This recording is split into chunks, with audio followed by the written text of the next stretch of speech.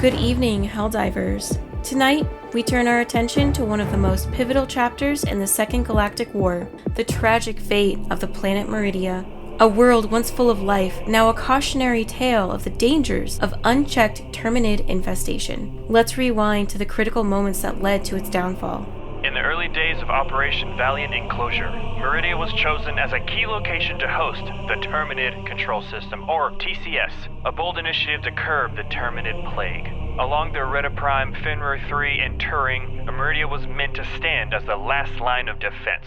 In Phase 3 of the operation, the TCS activated, and its deadly termicide spread across the sector, killing 99% of all Terminids in its path. At first, it seemed like a success.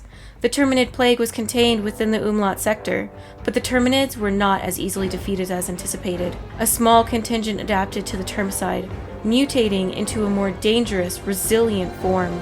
These termicide-resistant Terminids began multiplying at an alarming rate.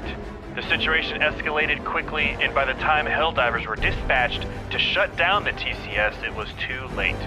Meridia had become a supercolony, a world completely overrun by Terminid nests, far beyond the reach of conventional Helldiver tactics. Helldivers were forced to abandon the planet as Meridia was quarantined and locked away. The supercolony's spores spread to nearby worlds, triggering outbreaks that destabilized the entire Orion and Jinzi sectors. And while barrier planets like Reta Prime and Fenrir 3 were spared, Meridia's fate was sealed.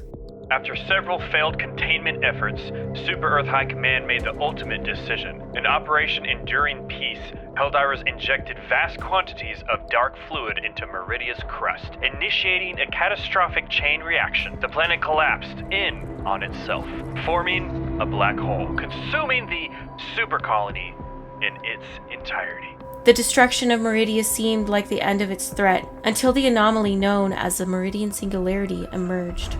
At first, it was believed to be just an ordinary black hole, but soon after the return of the Illuminate, strange electromagnetic phenomena began emanating from it. The Singularity, as it came to be known, wasn't just a black hole. It was a gateway, one that the Illuminate had learned to manipulate.